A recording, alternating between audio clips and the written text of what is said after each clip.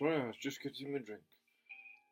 My name's Graham, and I like to ask controversial questions because the world seems to be living in fear of doing what the basic human right is of every human on earth, is to ask questions.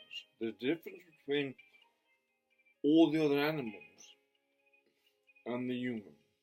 And the human, the big difference is, the human is able to ask questions. And it's because the human asks questions that they've been to develop all the wonderful systems that they have that makes up the human world and human economy, and all the wonderful life that we actually enjoy as humans. Whether it's a better life than the cats that employers look after them, that's a debatable question, but nonetheless,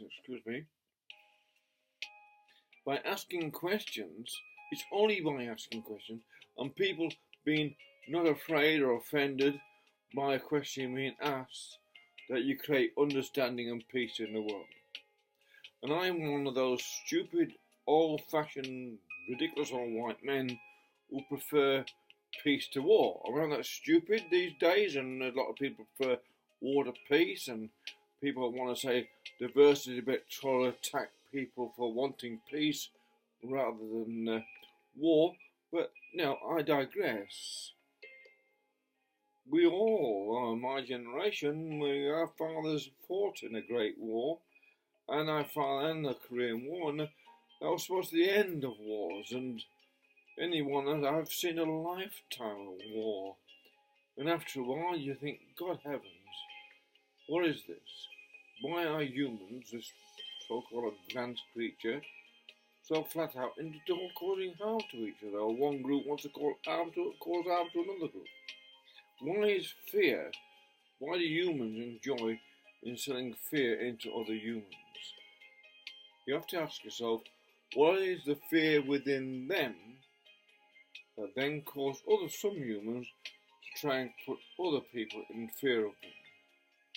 So I ask, have people got a right to be Islamophobic? Or what is Islamophobic? See, I can say also, what is, other people have got a right to be homophobic? Why haven't people got a right to have a phobia? Now, when it comes to Islamophobia, there should be a separation between the phobia about Muslims, which I've always found nearly every Muslim I've met to be a delightful person, and I don't have a problem with Muslims. Are just people, just human beings.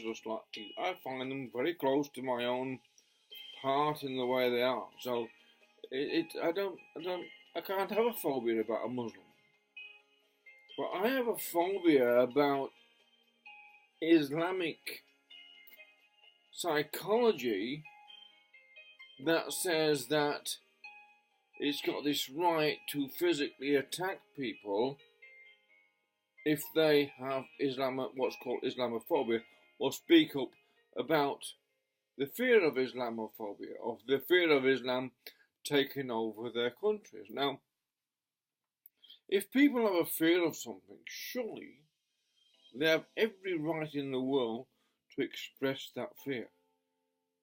It cannot be progress in the world at all, or even progress in the progress of Islam or Muslims themselves, to create so much fear and antipathy towards them by using the thought, putting the thought in and of you may be attacked or stabbed or killed, or someone throw a rock at you or whatever, because you question the motives of Islam.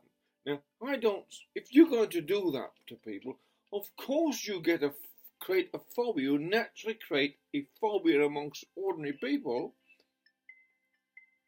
and then you accuse them of having Islamophobia when the fear is caused by the actions of some Muslims, a very small minority of them, of course, it's only a small minority of all, let it be said, in all societies throughout the world, there's a small minority that's over-aggressive and want to express themselves aggressively and physically and violently.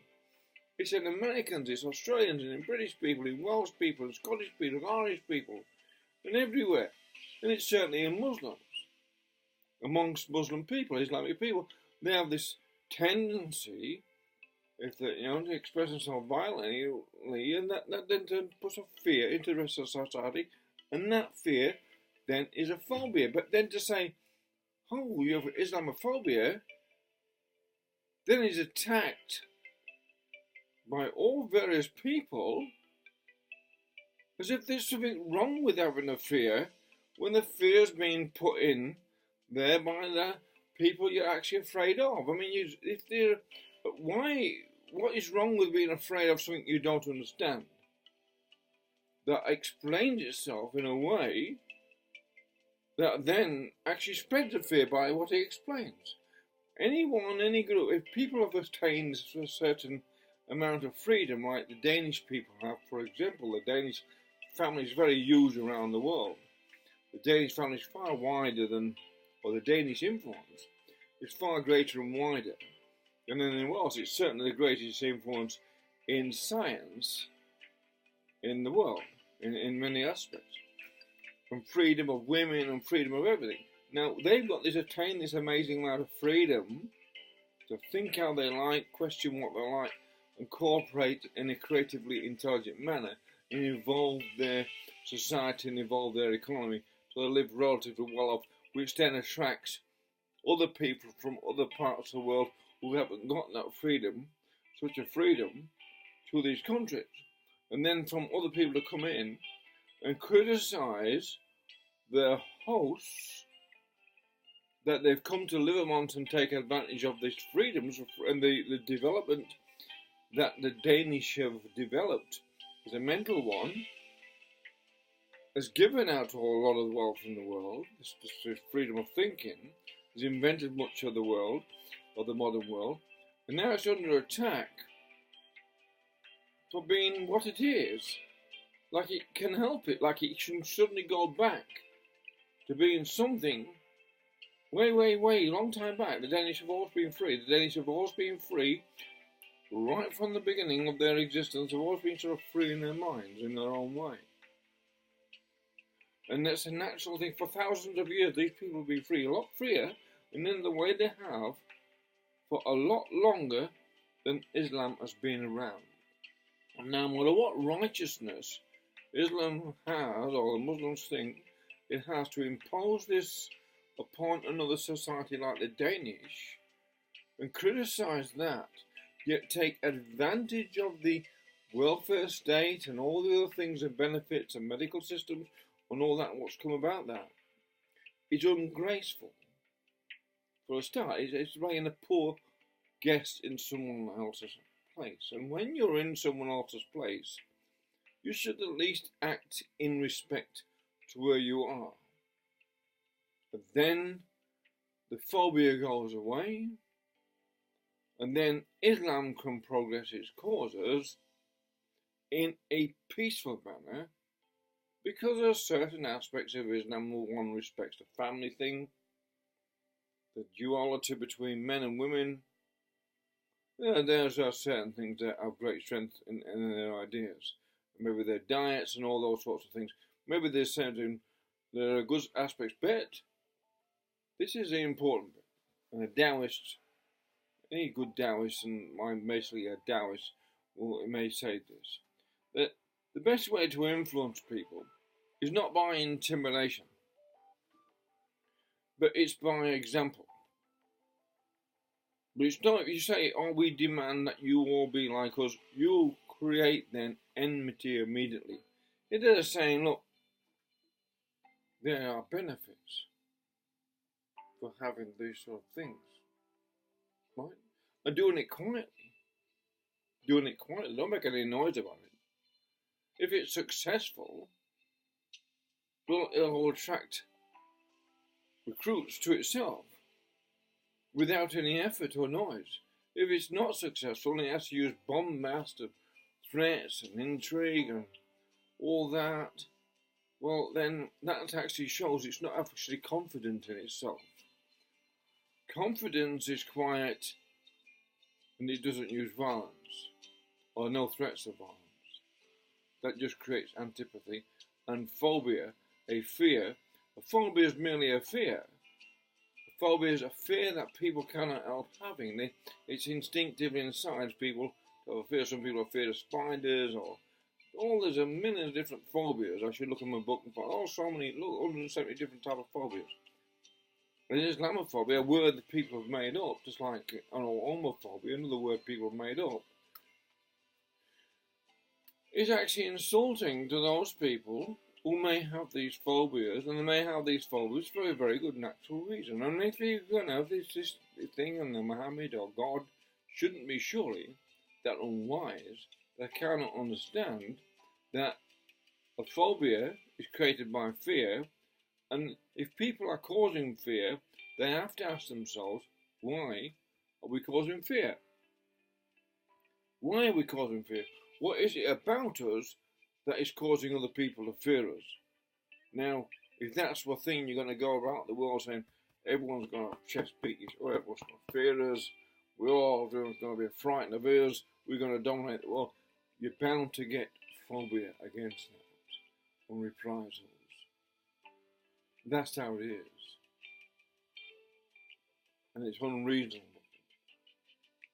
not to expect people to have a phobia, what's called Islamophobia, if you create the fear in it. Now, there are, many ways of dealing with this, but the best way to deal with it is, withdraw. I mean,